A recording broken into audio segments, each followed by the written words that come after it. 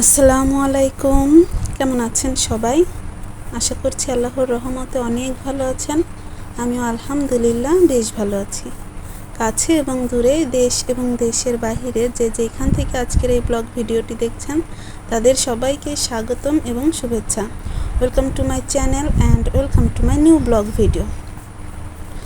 তো ভিডিওটি দেখার শুরুতেই সবাইকে একটাই অনুরোধ করতে চাই, প্লিজ ভিডিওটিতে একটা লাইক দিয়ে দিবেন, কেননা আপনাদের একটা লাইকই একটা শেয়ারের কাজ করে। আর আজকে আমি এই যে লাউয়ের ডগা উঠাচ্ছি, তো আমি তো উঠাচ্ছি না, আমার সাহেব উঠাচ্ছে। তো এই লাউয়ের ডগাটা দিয়েই আর কি আলু দিয়ে একটু চচ্চড়ি করব বা ভাজি, যে যাই বলুন সেটাই করব। আর হচ্ছে চিতল মাছ ভুনা করব। তো আশা করছি ভিডিওটি ভালো লাগবে। আর প্লিজ একটা লাইক দিয়ে দিবেন, কেননা একটা লাইক একটা কমেন্ট করলে আমিও বুঝে যাব যে আমাকে কে সাপোর্ট করছে, কে আমাকে হেল্প করছে, কে আমার পাশে থাকছে। তো সেই তুলনায় আমিও ঠিক তার পাশে থাকব। আর একা একা কিন্তু কখনোই উপরে ওঠা সম্ভব নয়। যদি আপনি আমাকে হেল্প করেন, আমি আপনাকে হেল্প করব, আর একজনও আপনাকে হেল্প করবে। তো এভাবেই কিন্তু এগিয়ে যাওয়া সম্ভব। আদারওয়াইজ আল্লাহ খুশি হবে না। কারণ আমি আপনার ভিডিও দেখছি, আপনি আমারটা না দেখেই কমেন্ট করে চলে যাচ্ছেন, কিংবা ভিডিওটার উপরে টান মেরে চলে যাচ্ছেন। তো যাই হোক, হয়তো বা এখন প্রথম পর্যায়ে আমরা খুব একটা ভালো ভিডিও আপলোড করতে পারবো না, কেননা আমরা তো নতুন নতুন কন্টেন্ট ক্রিয়েটর, কেবলই আমাদের প্রথম ধাপ শুরু। তাই অনুরোধ রইল, ভিডিওটি যদি ভালোও না লাগে, যদি খারাপও লাগে, তো খারাপ লাগলো এইটাই একটা মন্তব্য করে যায় যে আপু তোমার এটা ঠিক হয়নি, এটা ভালো হয়নি, এটা এভাবে করো। ভুলগুলোও যদি আমাদের ধরিয়ে দিতেন, তাও কিন্তু আমাদের অনেক অনেক উপকার হয়। সো প্লিজ, আশা করছি আপনারা বুঝেছেন যে প্রথমে ভিডিওটিতে একটা লাইক দিবেন, আর তারপর কেমন হয়েছে সেটা জানাবেন। যদি ভালো লাগে তবে ভালো লেগেছে বলেন, আর যদি খারাপই লাগে তবে কোন জায়গাটা খারাপ লেগেছে, কোনটা স্কিপ করলে ভালো হতো, কোনটা কেমন করলে ভালো হতো সেটা জানাবেন।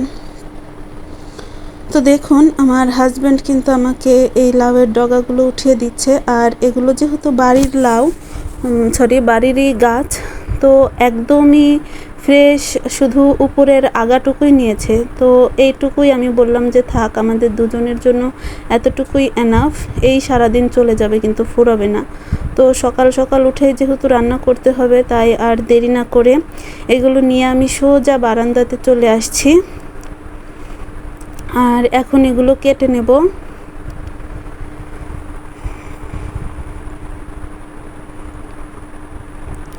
তো দেখুন, এখানে এখন কিন্তু আমি কাটবো, আর আমার হাজব্যান্ডও কিন্তু আমাকে হেল্প করবে, তা না হলে এই ডাটাগুলো কাটতে কিন্তু অনেকটাই সময় লেগে যায়। আর এগুলো আমি ছোট ছোট করেই কেটে নিচ্ছি। দেখুন, এই যে এইভাবে কেটে নিচ্ছি, পাতাগুলোকে ভালো করে আর কি দেখে শুনে বেছে নিচ্ছি, তারপর ছিঁড়ে নিচ্ছি। তো এভাবে দুজনে মিলে কাজ করলে কিন্তু অনেক তাড়াতাড়ি হয়ে যায়। আর আমার যেহেতু কোনো হেল্পিং হ্যান্ড নেই, সেই জন্য কিন্তু আমার সাহেব আমাকে যতটুকু করে দেয় ততটুকুই এনাফ। আর এখানে আমার ছেলে ক্যামেরা ধরেছিল, তো যার কারণে ওর বাবা বকা দিচ্ছিল। দেখুন ওরা কি কথা বলে।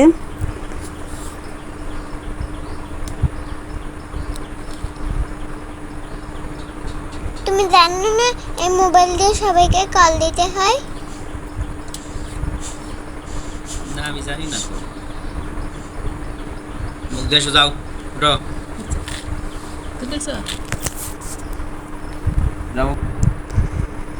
তো দেখুন, এরপর এগুলো কাটাকুটি শেষ করে আমি একেবারে রান্না করতে চলে এসেছি। আর এই যে দেখুন, এখানে চিতল মাছ ভিজিয়েছি। আসলে এই মাছগুলো আমার একটা বোন আমাকে দিয়েছিল। আসলে বোনটা আমাকে অনেক ভালোবাসে, আমার ছেলেকেও অনেক বেশি ভালোবাসে। তো যার কারণে সে পাঠিয়েছে। বোনটাকে অনেক অনেক ধন্যবাদ। জানি না সে আমার ভিডিওটি দেখছে কি না, তারপরেও তাকে অনেক অনেক ধন্যবাদ মনের অন্তরস্থল থেকে জানাচ্ছি। কেননা সে আমাকে অনেক কিছুই দেয়, অনেক হেল্প করে, অনেক সময় রান্না করেও দেয়।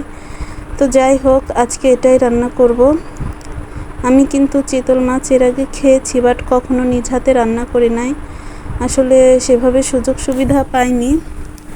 আর আজকে এটাই রান্না করব। তো আমি কিন্তু এর আগেই ভাতটা চুলায় বসিয়ে দিয়েছি। আর ভাতটা চুলায় বসিয়ে দেওয়ার আগে মাছটা ভিজিয়ে নিয়েছি। এখন এই তো মোটামুটি কিছু কিছু অ্যারেঞ্জ করছি, আবার এদিকে ভাতও হচ্ছে।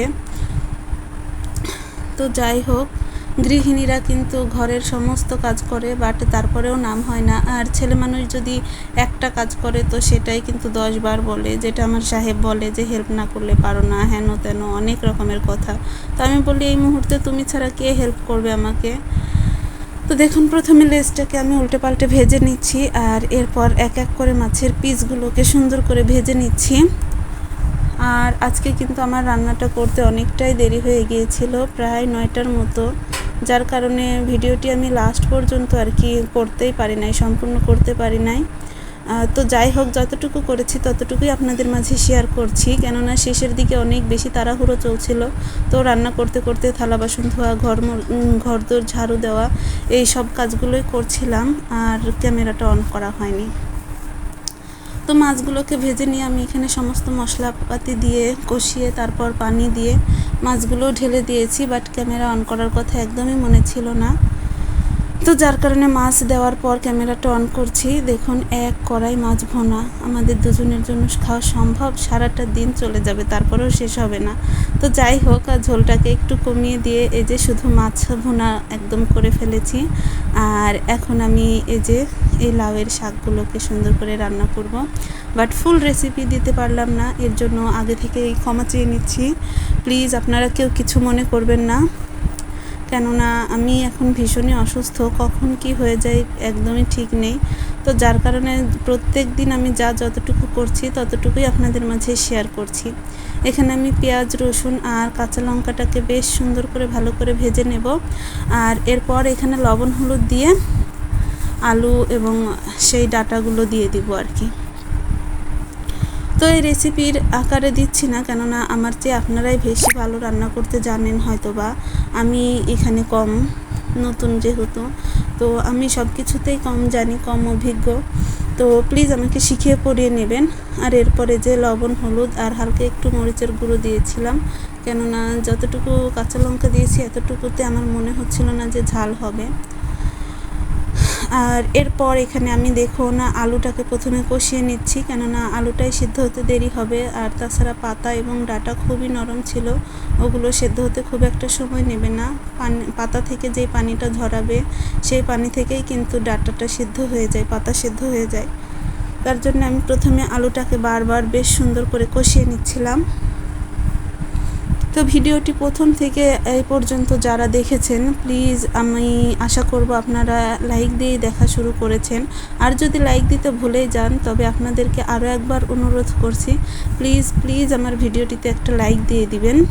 আর যদি খারাপও লাগে, তবে খারাপ লাগলো এটাও কমেন্ট করে বলেন যে আপু তোমার এটা ঠিক হয়নি, কিংবা ভুল কোথায় কি করেছি সেটা আপনারা প্লিজ আমাকে বলে দিন, কেননা আপনারা না বললে কিন্তু আমি আমার ভুলটা সংশোধন করতে পারবো না।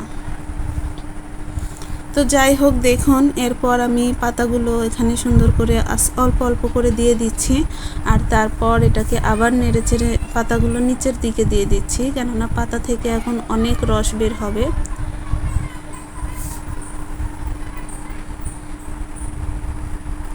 আর আলুগুলো আমি উপরে উঠিয়ে দিচ্ছি।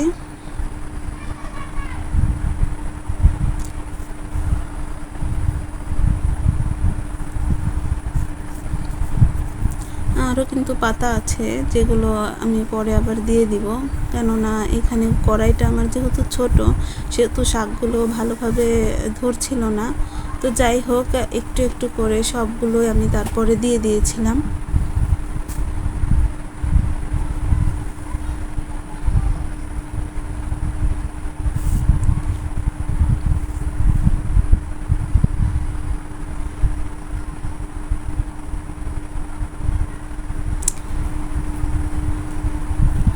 যে দেখুন সবগুলোই দিয়ে দেওয়া হয়ে গিয়েছে, আর কড়াইটা আমার একদমই টাপুস টুপুস। তো যাই হোক, এরপর আর কিন্তু আমি ভিডিও করতে পারি নাই। আর এটা একদমই লাস্টে তরকারিগুলো আমি সব উঠিয়ে ঘরে নিয়েছি, ঝাড়ু দিয়েছি, থালা বাসন ধুয়েছি। তো তারপর আমার সাহেব এই 4টে আম পেড়ে নিয়ে আসছিল, কেননা বাচ্চারা দেখে ফেলেছে গাছের আম, আর বাড়ির বাহিরে যেহেতু গাছ, তো ওরা দেখে ফেলেছে মানে আজই উঠিয়ে ফেলবে। তো যার কারণে আমগুলোকে বললাম যে উঠিয়ে নিয়ে আসো, পোলাপান দেখেছে আর বলছে ওই দেখো আম, কত সুন্দর আম। আসলে ছোট বাচ্চা, ওরা আম দেখবে, আমি থাকবো না বাসায় ঠিক সেই মুহূর্তে, কিংবা আমি বাড়ির ভেতরে আছি ঠিক সেই মুহূর্তে আমগুলো পেড়ে নিবে। তো তো যার কারণে বললাম যে আমগুলো উঠিয়ে নিয়ে আসো, বেশি তো আম নেই, 4টে আম, তো উঠিয়ে নিয়ে আসো, এগুলো শুকটি করে হলেও আমার ছেলেটা খেতে পারবে, আমি খেতে পারবো। তো আমার সাহেব যার কারণে আমগুলোকে উঠিয়ে নিয়ে আসলো। আর আমি এখানে আমের কষগুলোকে ছাড়িয়ে নিচ্ছিলাম। দেখুন অনেক কষ বের হয়েছে, আসলে ক্যামেরাতে কিন্তু এতটা বোঝা যাচ্ছিল না। আর আম পাকতে দিতে হলে কিন্তু এমন করে বোটাগুলো ছাড়িয়ে দিতে হয়, তাহলে আমের ভেতরে আর কষ ঢুকে যায় না, তা না হলে গোটা দিলে কিন্তু কষটা আমের ভেতরে চলে যেত, তখন আমটা খুব একটা টেস্টি হতো না। তো এগুলো আমি এরপর রেখে দিচ্ছি। আর আজকের ভিডিও থেকে এখানেই বিদায় নিচ্ছি। ভালো থাকবেন সবাই, আল্লাহ হাফেজ, আসসালামু আলাইকুম।